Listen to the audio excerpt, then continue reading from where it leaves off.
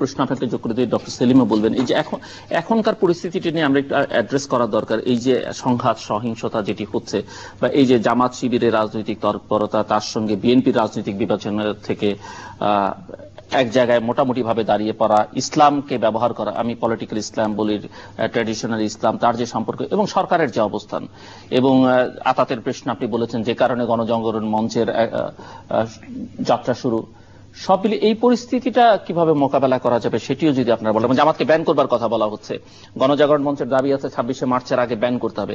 সরকার কিন্তু মোরলেস এখন একটা নিশ্চুপ এই বিষয়ে। যে আমি যেটা বলার চেষ্টা করছি যে দেখেন, এমন ভাবে জাতিকে বিভক্ত করে দেওয়া হয়েছে যে আমার আপনার তো কিছু বলার সুযোগই নেই। আমরা যেখানেই কথা বলবো হয় আমাকে এই পক্ষে থাকতে হবে, না হলে ওই পক্ষে, যে সুযোগ নেই। কাউকে জিজ্ঞেস করা হচ্ছে আপনি কি রাইটিস্ট না লেফটিস্ট, ও বলে আমি মিডিল ইস্ট। মানে কিছু করার তো নাই তাদের। অ্যাকচুয়ালি আমাদেরকে হয় কি, কিছু বলতে গেলে কারো না কারো পক্ষে চলে যায়, তখন সে খুশি হয়, কারো বিপক্ষে গেলে সে আবার নাখুশ হয়। যদি আইনি আপনি যেটা করতে চান, বিশ্লেষণ যদি করতে চান 1974 এর এগ্রিমেন্টটাকে, একান্তই যদি আইনি বিশ্লেষণ করেন, সেটা ধরেন এপ্রিলের 9 তারিখে 74 সনের এই এগ্রিমেন্টটা টাইপরাইটারে ত্রিপক্ষীয় চুক্তিটা হয়েছে। এখন আমাদের 3টা কেসেই আইসিটির দেলাওয়ার হোসেন সাইদি, আপনার আবুল কালাম আজাদ ওরফে বাচ্চু রাজাকার এবং কাদের মোল্লা, 3টে কেসেই এই 195 জনের ক্ষমাকে কিভাবে দেখা হয়েছে। এই জাজমেন্টে যেটা বলা হচ্ছে যে সে যেটা বলেছে সেলিম, পাকিস্তানে পাঠিয়ে দেওয়া হয়েছে, ক্ষমা করা হয়নি। ক্ষমা করার অথরিটি কারো নেই আন্ডার ইন্টারন্যাশনাল ল। সে যেভাবে বলেছে যে ইউস কগেন্স, যেটাকে বলা হচ্ছে যে এটা হচ্ছে সর্বোচ্চ আইন, এটাকে কেউ টাচ করতে পারবে না। এবং ইন্টারন্যাশনাল কাস্টমারি ইন্টারন্যাশনাল লতে কিছু বিষয় রয়েছে, এটাকে কেউ স্টেট ডেরোগেট করতে পারবে না, কখনো এটাকে হাত দিতে পারবে না। সেই হিসাবেই এটাকে ধরে নেওয়া হয়েছে যে ক্রাইম এগেইনস্ট হিউম্যানিটি কিংবা ওয়ার ক্রাইম, এটাতে তো বঙ্গবন্ধু কিছু করলেও কিছু করার নেই। কিন্তু যদি আপনি আইনগত বিশ্লেষণ করেন জিনিসটাকে, 3টেতে বড় ধরনের আইনগত ব্যাখ্যা রয়ে গেছে। এখন তো 3টা জাজমেন্ট হয়ে গেছে, আমরা কথা বলতে পারি, এটা সাবজুডিস ম্যাটার না।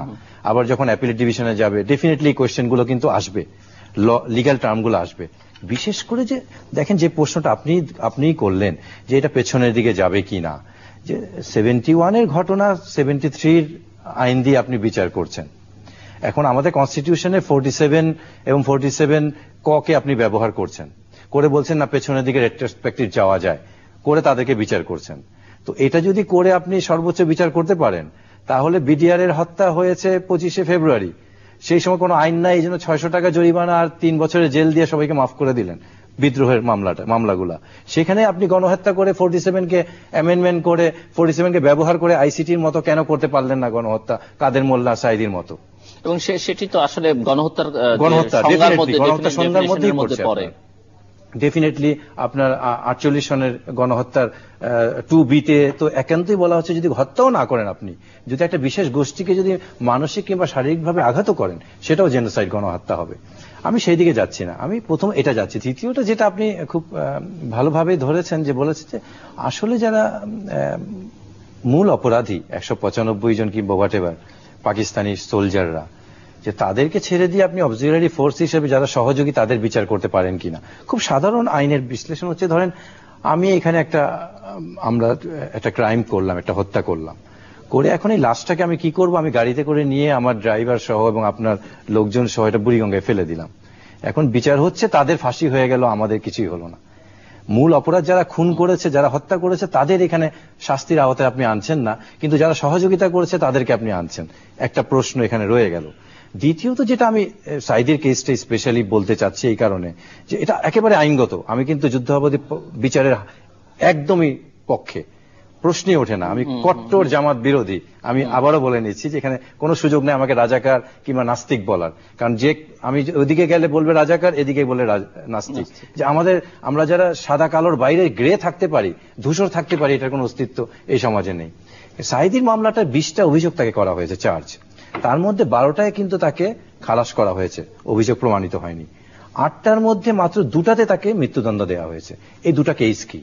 2টা কেসের একটা হচ্ছে ইব্রাহিম কুট্টির মামলা, সেইখানে বলা হচ্ছে যে ইব্রাহিম কুট্টিকে সে হত্যা করেছে।